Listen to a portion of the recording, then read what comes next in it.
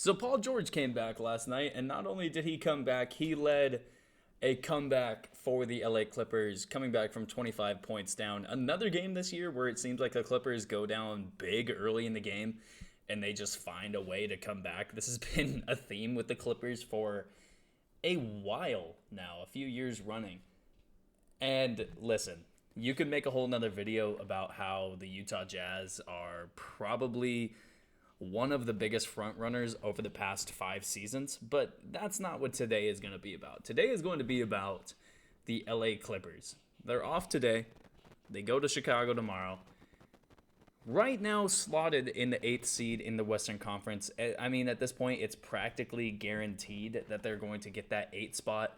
I think there's a chance that they can fall below 8, but there's really no chance that they get above 8.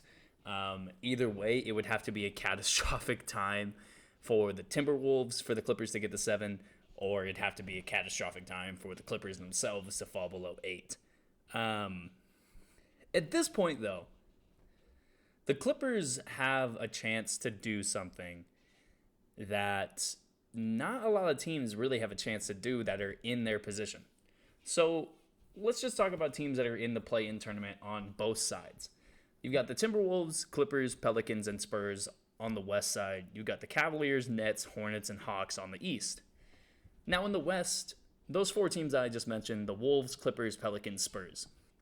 Each one of those teams has a guy that is really, really good. Timberwolves have Cat. The Clippers have PG.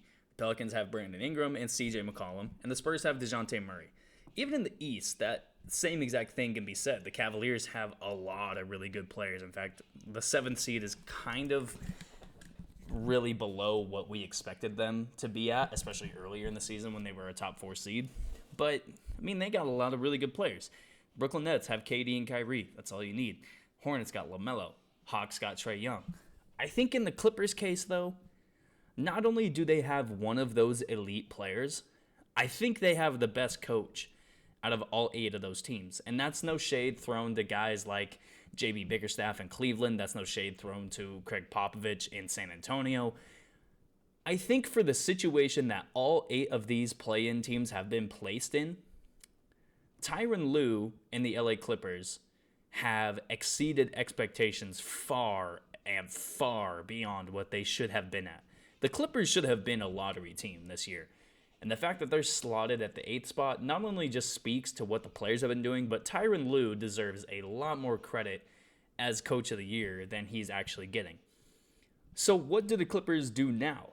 They're 37-39. They have a chance to go a couple of games above 500 and have some really good momentum going into the play-in tournament. And if they win their play-in game against the Minnesota Timberwolves, which it probably is going to be either the Timberwolves or the Nuggets, they have a chance to move up as far as the number 7 seed in the Western Conference. Now, I don't necessarily think the Clippers want to face the Memphis Grizzlies in the playoffs. I think the Memphis Grizzlies are going to be a buzzsaw for any other team, especially considering that the Memphis Grizzlies have home court advantage. They've got a young up-and-coming MVP candidate. They've got a lot of really good role players around him. The Grizzlies are a really good team, but they also, if they do have a failure in the playoffs, which, let's be real, is typical of teams who are young and in their first real playoff run. I know the Grizzlies have been in the play-in tournament over the past couple of years, but being the number 2 seed is much different. It's a much different target on your back than being just one of those play-in tournament teams. And a team like the LA Clippers, who feature a really good head coach in Tyronn Lue, who feature, when he's right, a top 15 player, possibly even top 10 when he's really good in Paul George. And in his Clippers days so far, Paul George has shown that he, I wouldn't say is a better player, but he puts up better stats when Kawhi Leonard is not around. If you're a Clippers fan, you might not like hearing that, but that's just the fact of the matter.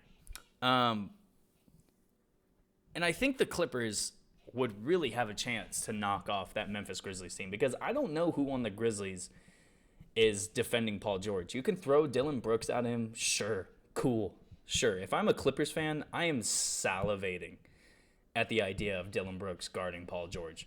Whoever you want it to be, whether it's Kyle Anderson, whether it's Jaren Jackson Jr., whether it's Dylan Brooks, whether it's whoever you want it to be.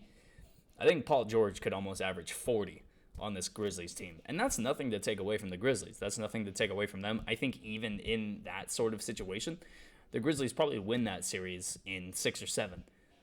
But the Clippers have a really good chance to knock off the Grizzlies in the first round if they end up with that 7th seed. Now, if they're the 8th seed still and they're facing the Suns in the first round, eek, that's a little bit darker prospects.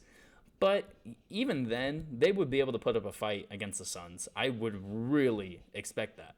They could take a couple of games, especially they could probably steal home court advantage, at least in the first half of the series. The Clippers right now are building up to be somewhat in the same situation as the Brooklyn Nets in the East side. And that I don't think any team in the Western Conference playoffs wants to face the Clippers in the first round because they're getting a healthy Paul George back. They're getting a rested Paul George back. They're getting a team who has let all of their role players, all their guys like Luke Kennard, all their guys like, I can't even believe I'm saying this name, Isaiah Hartenstein. They're letting all these role players get minutes, get acclimated with the system, get better without their star player. And when these guys are playing right, if they're playing the way they're playing before Paul George gets back, if they keep up that same sort of level of play, they're going to be one of the toughest teams in the Western Conference to beat. I think they don't really have that many weaknesses outside of the fact that they're just not a talented team outside of Paul George. Now, if somehow Kawhi Leonard comes back for the playoffs, that's a whole different type of animal. And that's another thing if they do face the Grizzlies in the first round where I'm like, okay, if I'm the Memphis Grizzlies, we had this incredible season. The first team that we get to play is Paul George and Kawhi Leonard with possibly the coach of the year in Tyronn Lue and a team around those guys that just fits. I think the Clippers have a really good chance of knocking off anybody that they face in the first round. It would be a humongous upset, and it would be something that probably wins a lot of people a lot of money in Vegas. And I wholeheartedly believe that they could do it. I wholeheartedly believe that they could beat the Minnesota Timberwolves in one game to get that 7 seed. And if they face the Grizzlies, I don't really think I have the most confidence in Memphis to beat LA in a 7-game series because we haven't seen them do it yet.